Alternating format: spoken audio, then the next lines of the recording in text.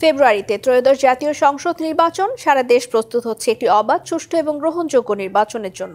কি ভাবছেন সাধারণ মানুষ থেকে শুরু করে আগামী জনপ্রতিনিধিরা? সে কথা জানাতে ডিবিসি নিউজের ইলেকশন এক্সপ্রেস ছুটে যাচ্ছে সব সংসদীয় আসনে। এখন রয়েছে সংসদীয় আসন 94, নড়াইল 2-এ। স্বাগত জানাচ্ছি সিএসআরএম ডিবিসি ইলেকশন এক্সপ্রেসে। আমার সঙ্গে এই মুহূর্তে যুক্ত আছেন নড়াইল জেলা বিএনপির সাধারণ সম্পাদক। কথা বলবো, জানার চেষ্টা করবো আগামী নির্বাচনে তিনি এই আসনটি থেকে কি করতে চান, তার ভাবনা কি। স্বাগত আপনাকে সিএসআরএম ডিবিসি ইলেকশন এক্সপ্রেসে। একটু জানতে চাই, অনেকেই থাকবেন সম্ভাব্য প্রার্থী, অনেকেই থাকবেন, সেই প্রতিযোগিতা, সেই লড়াইয়ে আপনিও আছেন। কতটা টিকে থাকতে পারবেন শেষ পর্যন্ত? টিকিট পাওয়া যাবে কিনা? বিসমিল্লাহির রহমানির রহিম। আমি মোহাম্মদ মনিরুল ইসলাম, ছাত্র রাজনীতি শুরু করি নড়াইল সরকারি উচ্চ বিদ্যালয়ের সভাপতি হিসাবে। আমি নড়াইল সরকারি ভিক্টোরিয়া কলেজের সাধারণ সম্পাদকের দায়িত্ব পালন করি।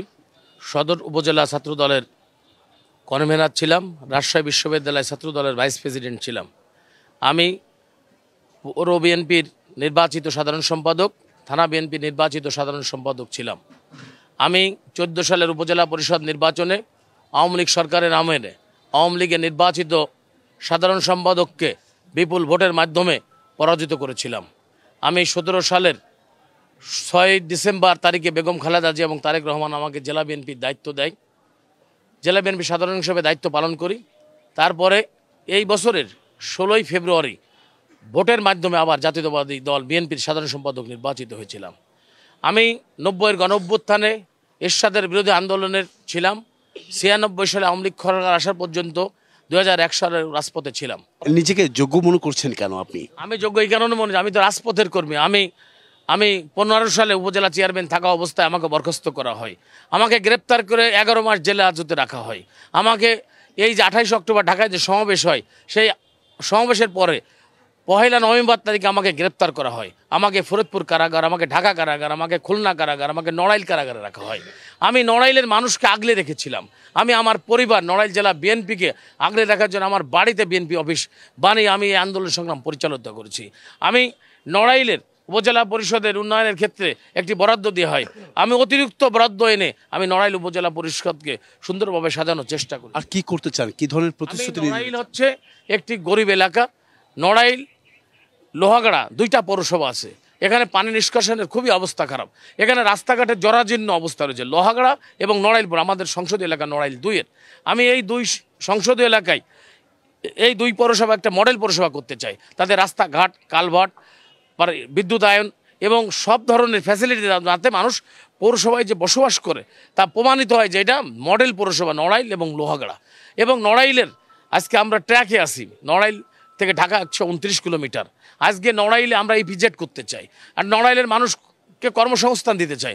নড়াইলে একটি জুট মিল করতে চাই। নড়াইলের মানুষ চিকিৎসার অভাবের জন্য আজকে নড়াইলে 250 বেড নামে মাত্র হয়েছে, কিন্তু আজকে আমরা সেই 100 বেডের হাসপাতাল হিসেবে পরিচালিত হচ্ছে। আজকে 17 জন ডাক্তার নিয়ে নড়াইল হাসপাতাল পরিচালিত হচ্ছে। আমার বিশ্বাস, আমি যদি নড়াইল সংসদীয় এলাকায় এমপি নির্বাচিত হয়ে থাকি, নড়াইল একটি পূর্ণাঙ্গ 250 বেডের হাসপাতাল, একটি মেডিকেল কলেজ, একটি টেকনিক্যাল কলেজ তো আছেই, পাশাপাশি একটা বিশ্ববিদ্যালয়, পূর্ণাঙ্গ বিশ্ববিদ্যালয় করতে চাই। আমি একটা কৃষি বিশ্ববিদ্যালয় করতে চাই। সেক্ষেত্রে সনাতন ধর্মাবলম্বী যারা আছেন, সেই ভোটগুলো আসলে বিএনপি কেন বেছে নেবে? আমি বলি, আমার দল যেমন হিন্দু সম্প্রদায়, আমাদের আগামী দিনের রাষ্ট্র নায়ক তারেক রহমান যেমন হিন্দুদের রাষ্ট্রীয় নিরাপত্তার কথা ভাবছে, আমরা যারা নড়াইলে বসবাস করি হিন্দু সম্প্রদায়ের এখানে বসবাস অনেক। আমি উপজেলা পরিষদ নির্বাচনে 14 সালের 23 মার্চ নির্বাচিত হয়েছিলাম। তখন আমি নড়াইলের 56,000 ভোটে নির্বাচিত হয়েছিলাম। তখন হিন্দু সম্প্রদায়ের আমার 4 ভাগের 1 ভোট হিন্দু সম্প্রদায়ের মানুষ দিয়েছিল। তার উদাহরণ হিসেবে আমি বলতে পারি, জেলা চ্যালেঞ্জ কতটুকু হতে পারে? জামাত রয়েছে, সেক্ষেত্রে আমরা আমার নড়াইল হচ্ছে বিএনপির শক্তিশালী জায়গা। এখানে আমাদের যেমন বিএনপির ভোট ব্যাংক রয়েছে, এখানে হিন্দু সম্প্রদায় তারা আমাদের সাথে মিলেমিশে আছে।